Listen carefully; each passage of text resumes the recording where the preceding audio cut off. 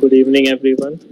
Welcome to the extra live session of which is live session number 13 for the NPTEL course on mechanics of material. So basically, today is the last lecture. I won't be solving any problem. I'll be just giving you the brief things that we have covered so far in this course. So I'll be covering all the important topics today, except the last week topic because it's covered very soon only. So we'll touch upon all the things which are covered from week 1 to week 12. Okay, last was a buckling thing, so I have covered just 4-5 days back only. So these topics are like very important, and you should go through all the lectures for the derivations or the brief concept you have to get. You have to revisit the lecture. Just here I am giving you the brief formula or the brief thing in the sense of completeness. Okay, so let's start with the session. Okay, I request the student to please mute the mic, okay, or like lower the volume. Okay, thanks. So moving to the thing. So in the very first part of our lecture in mechanics of material, we have been dealing this concept like every week. So this is the main concept of mechanics of material. What it means is we have 4 concepts: force, displacement, strain, and stress. Okay. In the first course where you have studied engineering mechanics, there you are directly relating the force into displacement. But as you have seen, there you are studying the mechanics of rigid bodies. But reality is the bodies are deformable. So hence you require the mechanics of material, and hence you require 2 more concepts which are strain and stress. Then we have seen that we cannot directly link the stress and the displacement. Hence we need certain relations to find the displacement if we are going from a force to displacement method, or we are using a displacement approach. Okay, so displacement can be related to strain with the help of displacement strain relation, and strain can be related to displacement with the help of compatibility condition. Okay, why we need compatibility condition is that it doesn't require any interpenetration of a surface or bulging out. Okay, so that's where we need compatibility condition. Then to relate stress and strain, we need constitutive relation. In the course, we have studied about elastic constant relation. We defined Hooke's laws, Lami's constant based on that. Certain material parameters we'll touch upon in this lecture. Okay, and finally, we have seen how to relate stress and force to equilibrium condition. Okay. So next, I'll be going brief upon all the topics, okay, like one by one. So first of all, we see what is a force. So what is the idea behind the force is, first, it's a mathematical concept. Second, we cannot measure force, and finally, it's a vector quantity. It's not a scalar. Hence, it follows the vector law of addition. So you cannot compute a force if you have suppose a spring balance system in which 3 masses are connected at different angle. You cannot simply add up the force. You have to take care of the projections, and then you have to follow the vector law of addition. Hence, force is a vector quantity. Then we move to the displacement. In displacement, first of all, we need to define the body. Okay. So what we said body is, the body is a set of ordered countable or countless particles.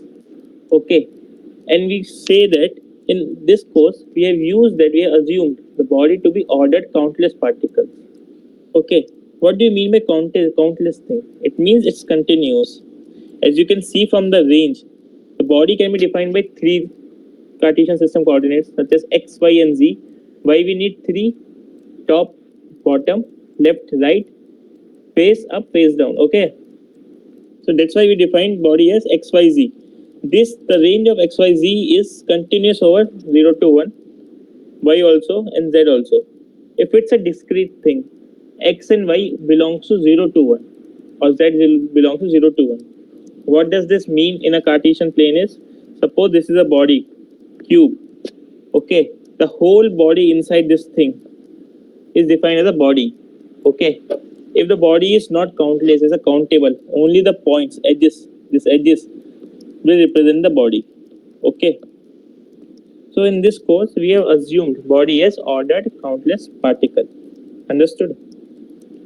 So I request if you have any doubt with these topics, you can pause me and ask, because this is the final session. I request you to participate because this will be coming in your exam only. In the theory part, this whole thing will be will be questioned to you. Okay, what is the meaning of this? What are the things? Okay, if you don't understand the meaning of anything, ask. Okay, now is the time. Okay, then we define body in a Cartesian plane. We said like first we use a placer which maps the body from a physical domain. Okay, which maps the body to physical domain. Suppose we have a body here at time t equal to 0. Okay, this body at time t equal to 0 is referred to as reference configuration. Okay, and then we say at time t equal to t naught, this body has traveled to some other space. Okay, some other Cartesian coordinate system or like some other position it traveled. This position is known as the current configuration of the body. Okay, now what is the configuration means? Configuration means is that this body, if I don't define this 000 point, it doesn't mean anything to us. It can be this point alone, can be anything. Then we have to define this body, map the body from the point space to the vector space. This conversion is known as configuration. Okay, this line you are seeing, this vector line, this line is nothing but a vector space of this point. Okay, so now you understood the meaning of reference configuration and the current configuration. Then we have said in the lectures that all the capital things we have mentioned as reference configuration, and all the small things which we will be writing will be representing the current configuration. Okay. Then we have defined displacement. If you can see from this figure, this u is nothing but the displacement. And if you follow the vector law of addition, the straight line joining the position of the particle in the reference configuration and current configuration is known as the displacement. And this displacement u is given to us as small x minus capital X, where small x is the current configuration and capital X is the reference configuration. Okay. Now then we define two things, whether we have to find the displacement in material space or spatial space. So what is the material form? Material form is that when you are using only the reference configuration of the body, and spatial form is that when you only require the current configuration of the body. Okay, so to convert from these two spaces, we require additional symbol which is known as deformation field. Okay, the property of this deformation field is that it's a one-to-one function. What do you mean by one-to-one function? Is that every domain has its unique range. Okay, each element can be mapped onto another element. Okay, one by one. So to convert this thing from current to reference thing, we need a deformation field. Hence, this displacement in material representation is defined as this, where we have converted small x to capital X. And while to represent a spatial representation, we have converted this capital X to small x. Okay. So these are the two things which you need to see clearly in the question, whether they have asked to write the displacement field in material space or the spatial space. Okay. Then we have looked upon stress. So for stress, the first important thing was what is the traction. So suppose a body is given like this to you, and there are different types of support, hinge support, fixed support, and different types of loadings are there, point load and UDL load. So if I cut a body anywhere, suppose this is the cut, so this distributed force acting on a cut surface or boundary of a body is defined as traction. Okay, this traction is a function of three things: time, position of the particle, and normal to the surface. Okay, these are the important points. you can get a multiple choice question that what is the section is a function of what were the things. Okay, so you have to just click this tick mark. Okay, this can be a potential question. Okay, so understood each and every term carefully. Then in terms of stresses, this section is defined as nothing but transpose of stress into normal vector. So the stress matrix is a second order tensor. We have defined stress as sigma 11, sigma 12, sigma 13, sigma 21, sigma 22, sigma 23, sigma 31, sigma 32, sigma 33. So what is this second order tensor of stress look like in a Cartesian coordinate system? So suppose this is a cube. Okay, these are our axes Ex, Ey and Ez. So what is this sigma 11 or sigma xx mean? This first one represents the plane at which the traction is acting, and next one represents the direction. So suppose if we take one side, this is a traction. So this traction is acting on which plane? It's acting on x plane. And if we take a direction towards x direction, so this will represent as sigma xx. If I take this plane in y direction, so it will represent as sigma xy. Similarly, if I take this section in z direction, it will represent as sigma xz. Okay, understood? Am I audible? Yes, sir. Okay, so till now clear, no? Yes, sir. Finally, we define stress as traction dotted with n. Okay. Okay. Then we have seen that how to do a transformation of stress tensor.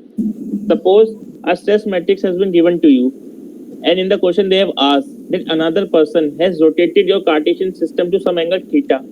So what is the stress matrix will be looking like? So what you have to do? You have to just have to make a one transformation matrix. Okay. This transformation matrix is nothing but Q, which is represented by a matrix of cos theta sin theta 0 minus sin theta cos theta 0 0 0 1. Okay, and the property of this transformation matrix is that it's an orthogonal matrix. Okay, and your new sigma will be termed as Q transpose sigma into Q. So this sigma will be given to you, and then they have said that it is rotated, your Cartesian system is rotated by some angle theta. You have to find your first Q matrix, and then Q transpose multiply the given stress tensor, and then multiply by Q will give you the new stress tensor. Understood? Yes, so sir. Then moving to next part. So suppose now they have given you two stress tensors. Okay, and then said whether these two stress tensors are same or not. You have to answer the following answers. Okay, following options. So to compare the two stress matrices, you have to check upon these 3 points. Okay, if both stress tensors are same, they should be trace of the first will be equal to trace of the second. The trace of first square will be equal to trace of second square, and determinant of both the tensors should be same. If all these three conditions are holding true, then only you can say your both stress matrices are same. These are nothing but called as invariance of stress tensor. Okay.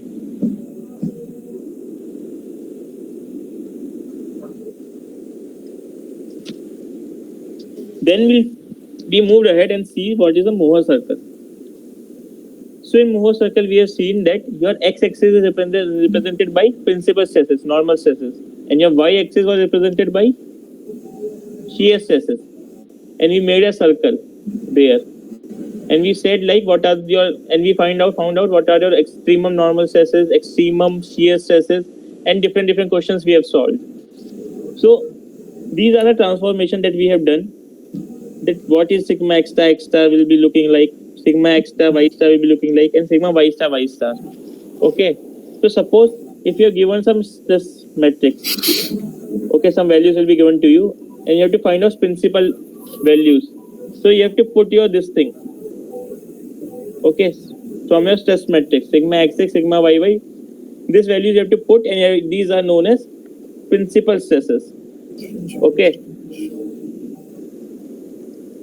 So what is your extremum normal stress then? Sorry.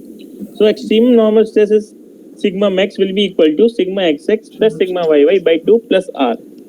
Okay, where r is equal to under root of sigma xx minus sigma yy by 2 whole square plus sigma xx whole square, and sigma minimum will be sigma xx plus sigma yy by 2 minus r. Okay, so by this method you will be able to find out the extremum normal stresses. Okay, and in the question they will ask that what is the plane in which the maximum normal stresses is occurring, what is the value of shear stress? It will always be 0. Okay,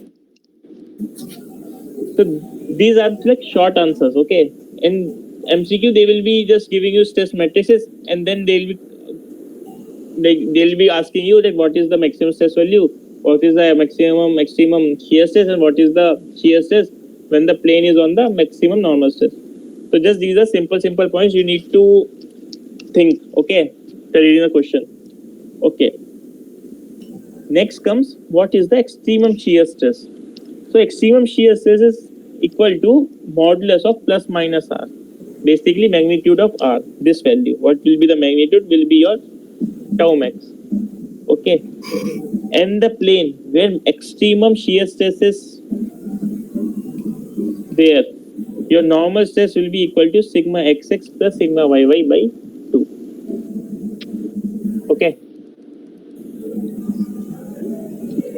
so the plane where maximum normal stress is occurring, shear stress is 0, and the plane where maximum shear stress is occurring, normal stress is sigma xx plus sigma yy by 2. Don't confuse in the exam. Okay, these are the points where students will get confused. When plane occurring in maximum normal stress, where stress 0. Sir, नीचे भी तो वही लिखा है. No, when maximum shear stress will be occurring. See, नहीं अच्छा. here maximum normal stress. अच्छा, normal stress पे शेयर स्ट्रेस 0 रहेगा, शेयर स्ट्रेस पे नॉर्मल स्ट्रेस 0 रहेगा. No, maximum shear stress, the normal stress will be this. हाँ. Okay, you have to compute with this formula. Okay, sir. Understood? Then we see characteristic equation. When you will require characteristic equation, suppose in Mohr circle only deal with 2D figures. Suppose I will give you the stress value at third direction also. How will you solve with the help of Mohr circle? Then you require this characteristic equation, which is equal to lambda cube minus k1 lambda square plus k2 lambda minus k3 equal to 0. Where k1, k2, k3 are principal invariants. Don't confuse between stress invariance and principal invariance. Above we have seen stress invariance. So this invariant you will use when you have to compare two different stress matrices to say whether both stress matrices are same or not. And if someone asks you to tell what is the state of stress, then you have to find out this principal invariance. Okay. So K1 is equal to trace of sigma K1, K2 is equal to half of trace of sigma whole square minus trace of sigma square, and K3 is equal to determinant of sigma. Okay. Yes, sir. Then we have seen strain. So before getting the strain, we have seen certain things which is required to compute strain. First is deformation gradient. F. F is nothing but the partial derivative of current configuration to the reference configuration, which is given by this formula. Okay, where small x represents your current configuration and capital X represents your reference configuration. And the property of deformation gradient is F inverse is equal to identity. Okay. Okay. Then we have seen displacement gradient. Now displacement gradient you can find out either in material form or spatial form. So I said you earlier this thing. Whenever you see a capital letter, always it's in material form. A small letter represents the spatial form. Okay. That's why I have here written capital H, small h, and grad as capital G and small g. Okay. So capital H can be found out. It's nothing but the partial derivative of the displacement in current reference configuration with the reference configuration. Okay, grad of U. Okay, where ux is in current reference configuration, whereas small h is grad of u where u is in the current configuration. Okay, then capital H you can find out with this also. This is simple way. Just compute first f and minus the identity matrix. This is capital H. And small h is I minus f inverse. So finding inverse sometimes may be trickier. So you can find out with the help of this formula also. Either you can use this formula or you can use this. Both will give you same answer. Okay. So now strain. Now strain can be calculated again in a two form, material form and spatial form. In material form we have denoted strain as epsilon m, and in spatial form we have denoted strain as epsilon s. So epsilon m is nothing but is equal to half into h plus h transpose, capital H. And spatial form epsilon s is equal to half of small h plus small h transpose. Okay. So then we say in the lecture that if we have an order of 10 to the power minus 3, capital epsilon m will be equal to epsilon s, because capital H will be equal to small h for smaller values.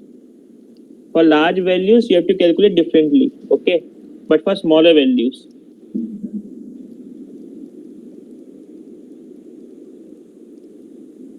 okay. So for this your easiness I have made a table. Okay, so this table will help you. Okay, this table is for the large deformation versus the small deformation. Okay, what is large? When there is not an order of 10 to the power minus 3. When in the question they have given you that the order of the thing of the body in the space is 10 to the power greater than 10 to the power minus 3, then you can refer to as small deformation. So what are the different formulas you have to use? So when the large and small deformation, you have to find right Cauchy-Green deformation tensor. This is C. So for large, you will calculate C as F transpose F. And for small deformation, you can calculate C is equal to 1 plus 2 epsilon. Where epsilon you can calculate from above expression. This either this or this for small. Both are same. You can calculate any. Understood? Yes, sir. The next is change in length. Change in length when deformation is large is under root C n dotted with n, where C you will calculate with this. Okay. And for small, change in length is equal to epsilon n dotted with n. Okay. Next is change in angle. Sorry. So change in angle delta theta is equal to theta current minus theta ref. So cos theta ref is equal to dot product of A and B, and cos theta current is also dot product of A and B in the current configuration, which is equal to C A dotted with B under root upon under root C A dotted with A into C under root C B dotted with B. Okay. C again you have to calculate with the help of above formula F transpose F. Whereas in small deformation, delta theta is equal to 2 epsilon A dotted with B upon sine theta ref. Mostly theta ref will be equal to pi by 2. Okay, in the questions. Next is change in volume. Change in volume in large deformation will be equal to det f minus 1, where f is your deformation gradient. Whereas in small deformation it is equal to trace of epsilon. Just calculate the strain matrix and take the trace of that strain matrix, you will get a change in volume. Okay. Finally, change in surface area. For large deformation, change in surface area is det of f under root of C inverse n dotted with n minus 1. Whereas in case of small deformation, it is equal to trace of epsilon minus epsilon n dotted with n. So this table is very important. Okay. Just you have to see the question and see whether the question it is asked for large deformation or small deformation. Okay. How to identify whether the deformation is large or small? Just check what is the order. If it's greater than 10 to the power minus 3, it's a small. Okay. Okay, sir. So this will help you. Then we have seen this note I will share with the sheet so you can download there on so that it will be helpful for your exam. Okay. So then comes equilibrium equations. Okay. So for equilibrium equation, we have seen two types of forces are there. One is contact force, second is body forces. Okay. So body forces we have seen that these are the forces which is action on a distant surfaces. For example, gravitational forces, electromagnetic forces. And then we have studied balance of linear law, balance laws. First is balance of linear momentum. So see, I won't go much detail into this now. Just I'll tell you what is the meaning of balance of linear momentum. You just need to understand the essence.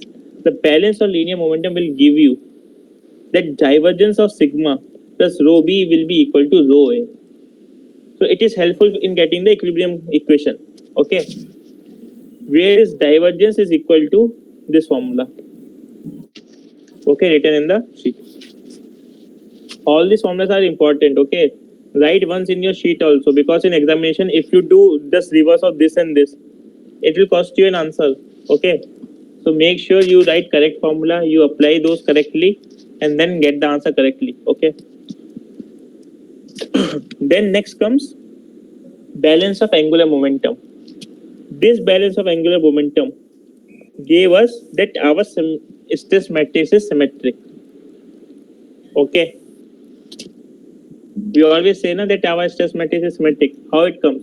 With the help of balance of angular momentum. So if in a question they will ask that which balance law governs the symmetricity of stress tensor, it's balance of angular momentum. Sorry. Okay. Now next comes compatibility condition.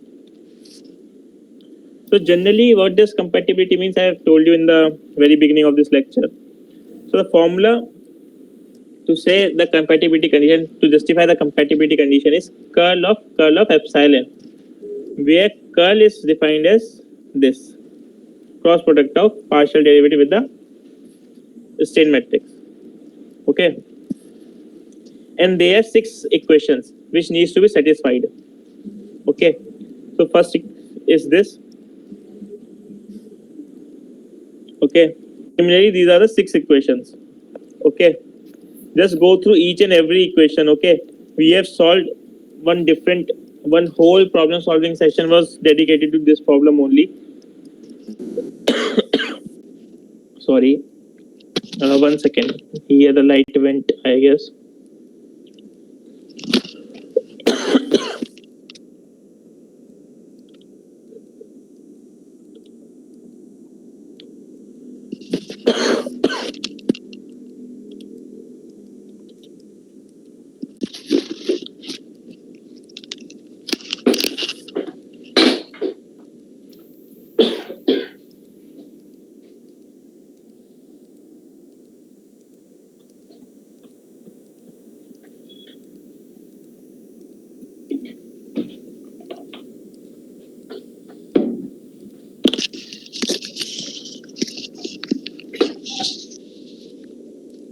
Hello, am I audible? Yes, sir. Actually light went here. I have to connect separately, otherwise the connection will be lost. Give me 1-2 minutes, huh? Okay, sir.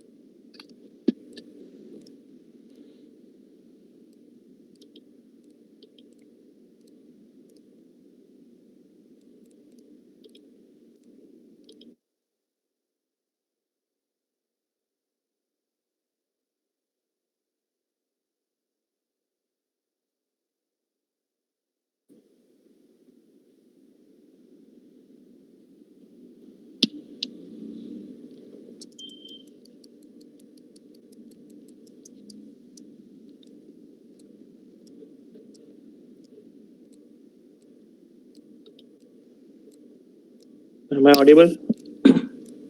Hello? Sir. Hello? Yeah, okay. 1 second, now I'll reconnect. Man.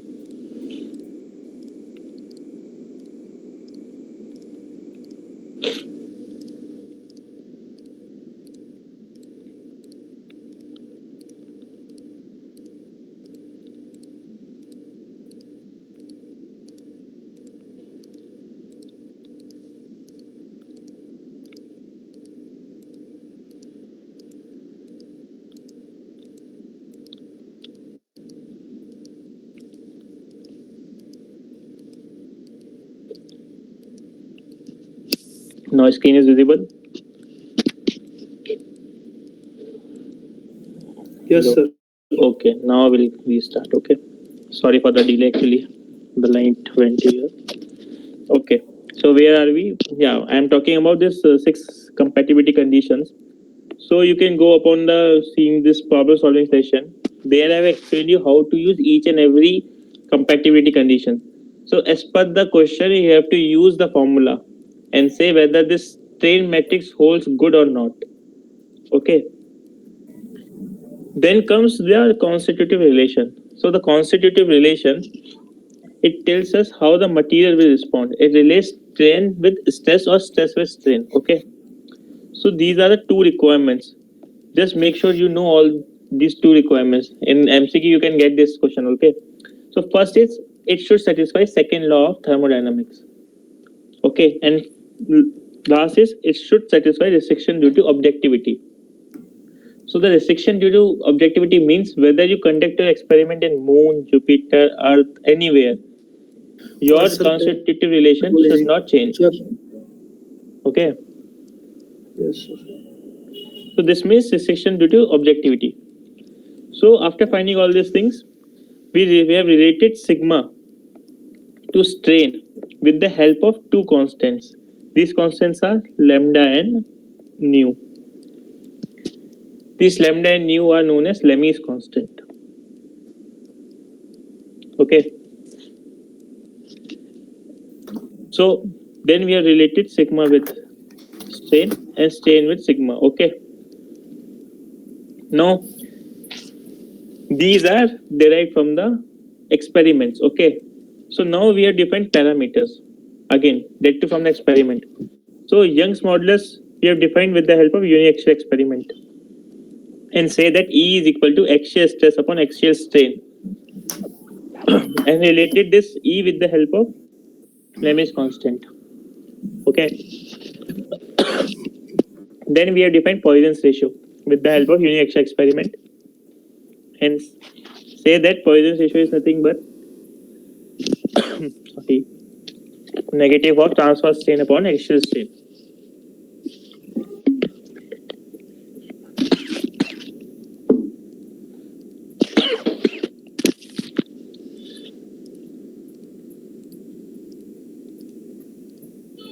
One second.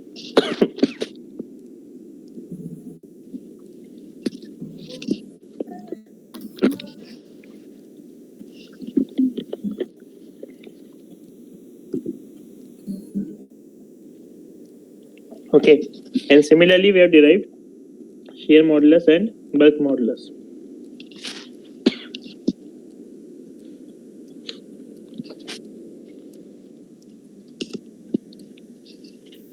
Then we say that these all 6 parameters E, G, K, mu, lambda and nu. E is your Young's modulus, G is shear modulus, K is bulk modulus, mu is Poisson's ratio, lambda and nu is Lemmy's constant. So all are having bounds. So we have derived these limits. So you have to remember these limits because it can be asked in the questions also. Okay. So these are the limits. You can go through the notes and remember these values. Okay. And we finally come to the equation that either you can use these 2 Lemmy's constant, these 2 equations, or you can use with the help of Poisson's ratios and elastic modulus and define strain as 1 plus Poisson ratio upon E into stress minus mu upon E trace of epsilon into identity matrix. Okay. So because you are using an elastic constitutive relation and we have defined 6 parameters, we only require 2 to find out strain from stress or stress from strain. Okay. Understood?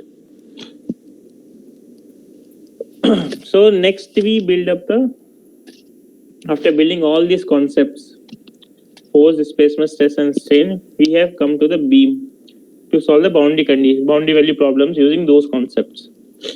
Okay. There we have seen that a beam is like that and a random load is applied. So what is how this moment, shear force and load are depend on each other. Okay. So we have said that dvy by dx, where vy is a shear force in y direction, plus qy, loading in y direction, is equal to 0. And we said dmz by dx plus vy equal to 0, where mz is the moment in z direction due to the loading in y direction. And finally deduce the expression of this d2mz by dx square minus qy equal to 0. And in the process we have seen the formula of centroid of the cross section.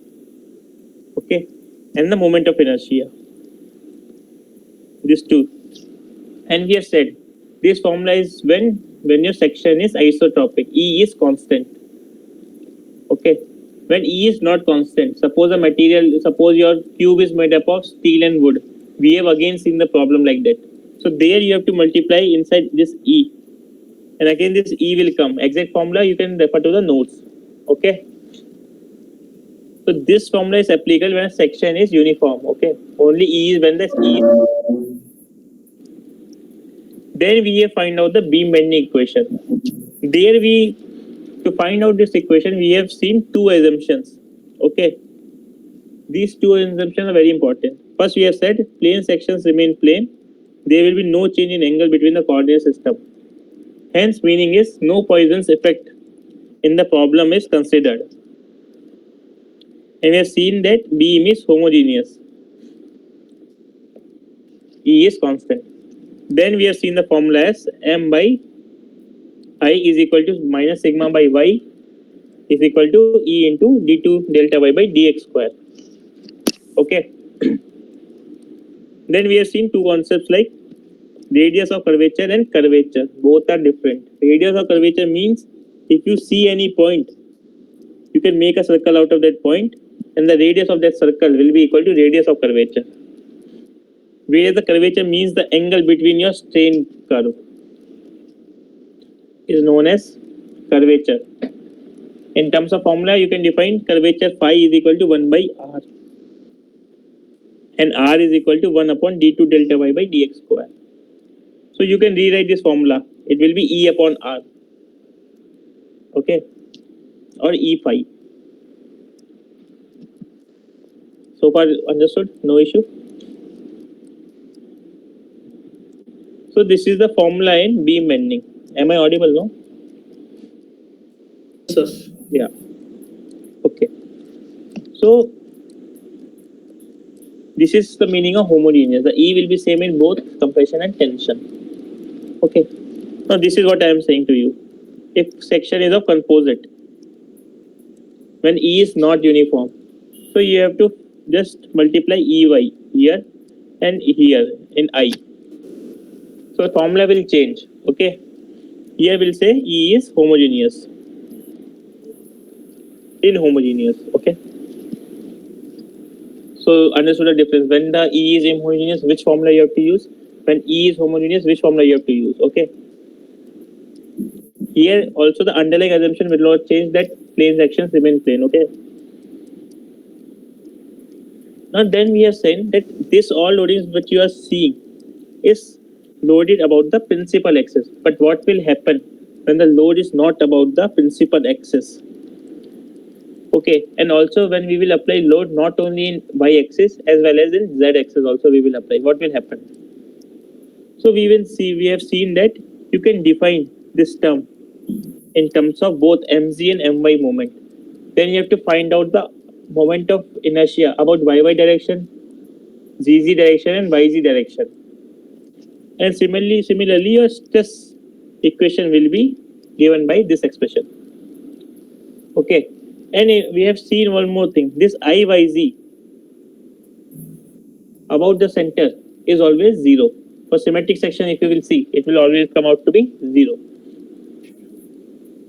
Okay, then we moved into the torsion equation.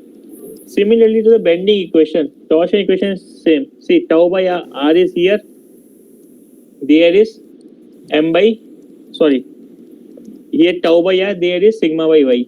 So tau means shear stress, r is radius, T by j, there is m by I. T here is torsion, j here is polar moment of inertia, and mu r is shear modulus and angle of twist. Okay. Then we have seen in torsion two types of problems. When the slit is there, okay, T will be given as C1 mu omega Wt cube, and tau max will be given as C2 T upon Wt square. And this C1 and C2 are constant, depends upon the value. When W by T tends to infinity, the C1 will take the value of 1 by 3 and C2 will take the value of 3. Okay.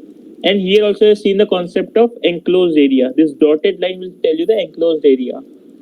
Okay.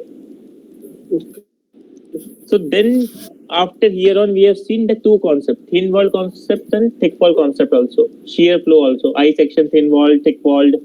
Okay. Then you can refer the problem solving session. Okay. There it is explained with the help of example. So you will better understand these topics. So here just to have a brief discussion, I have just put on the headings. So as for you to remember, you have to go through this lecture once and you have to mark on your notes. Okay, these are the concepts I have to learn. These things. Okay, so then only you will prepare for the exam. So now in thin wall sections, we assume tau t to be constant, and hence the formula for T and omega angle of twist will come out to be this. Okay. Next we have seen the pressure vessels. Okay. So pressure vessel also thick wall or thin wall. If a pressure vessel is thick wall, what are the formula, and if a thin wall, what is the formula? So one thing, this is important for theory part. Here we assume displacement field to be the function of only radial displacement. Okay. We didn't assume any circumferential displacement and any axial displacement. Okay. Only we have assumed radial field as radial displacement. Okay. Okay, sir. And here I have defined the general formula for you. So as to, if any problem comes to you, you just put here. You use this formula and put the conditions. Like suppose for this general formula, if the question says you that no outside pressure is there, only inside pressure is there, so you will put P naught to be 0 and use the same formula. Okay. If in the problem they have said that the pressure vessel, no internal pressure is there and external pressure is there, so you will put Pi equal to 0. And if they will say both inside and outside pressure are applied, then use this same formula. Okay. So this formula is general expression. Okay. So remember this thing. Similarly, for hoop stress also the general formula has been given, and for the axial stress also general formula has been given. Remember, in the lecture note this 2 is missing, so actual formula is minus 2 mu. Okay.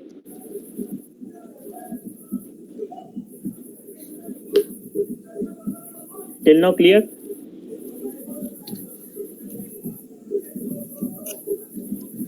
Yes, and last we have seen the buckling thing. Okay, based on different boundary conditions, whether the column is pinned, fixed, hinge, or fixed free. So what are the different critical load equations? So you have to remember all those critical load equations also there. Okay, then only you will be applying in the question that which critical load, which formula to be applied. Okay. So these are the brief review of the course that we have covered. I know I didn't touch upon I didn't elaborate anything, but I request you to go through each and every page of this slide, so that you will be marking your lecture notes and seeing the different calculations required to achieve those formulas. This sheet will help you to have a overall view of the course. It includes everything. Nothing is left. I will share this sheet with the Google link. It has already been circulated to you, I guess. Sir इसको मतलब PDF में मिल सकता है क्या ये मतलब Yeah, it's saved in PDF only. So the way you have accessing the lecture, there only the one link is there to access the document. Wait a minute, sir. Till now I didn't put there. After this lecture I will put there. Okay, this thing. Okay, sir ये कहाँ होता है मतलब problem solving में या फिर take Yeah, you click on the problem solving. You find out one problem link. solving session. Yeah, you find out the link there. No, ये problem solving session recording. हाँ. जी sir. So there you will find one separate link for this sheet, spreadsheets. Presentation folder link. Yeah. Okay, sir. So there I will upload this whole file. So I request you to go through each and every topic. Okay. Suppose this is extreme normal stress. So here only I have written the formula. But this formula is for your understanding and for the quick notes revision. But to have a brief discussion or have a brief knowledge, you have to refer the lecture notes. This will only show you that this is there in the course. And this is important. So similarly, I have covered each and every concept likewise. Okay.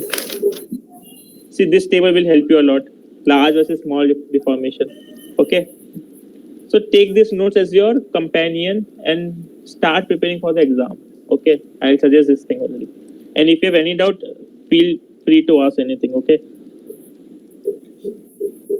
Yeah, you have any doubt regarding this lecture or any other lecture? No, sir. Sorry, today my health is also not good, so I am coughing in between.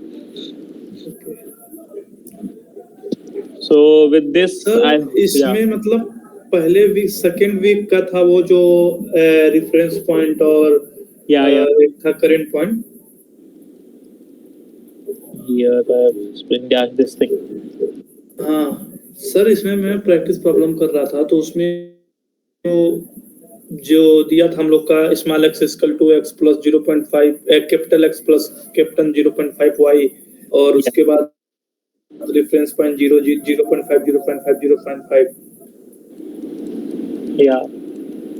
तो sir उसमें जो 0.5 दिया है उसको x के जगह पे put करना था कि उसको पहले उसमें कन्वर्ट करना पड़ेगा रेफरेंस को करंट में, करंट से रेफरेंस में. See, if they give, depends upon the question. If they are asking that thing to be written in current, then you have to change from reference to current. If they are asking the answer in reference only, you have to put the value. Suppose, I'll just tell you one example. Suppose I have given you the configuration in reference. Okay. So, then I am asking you answer in current. So, you have to change those things into current. Okay. With the help of this equation. Okay, sir. So, this is basic. Okay. You can refer to problem solving session. Here, you can understand more deep. Okay. Okay, sir. Okay, any other doubt? No, sir. Okay, then. With this lecture, this is the end of this course with me. Okay, I'll take your leave. Okay. I hope you have understood some important topics, and I hope I have delivered you the best possible way of understanding this course in a better manner. Okay. Thanks for joining. Thank you, sir. Thank you.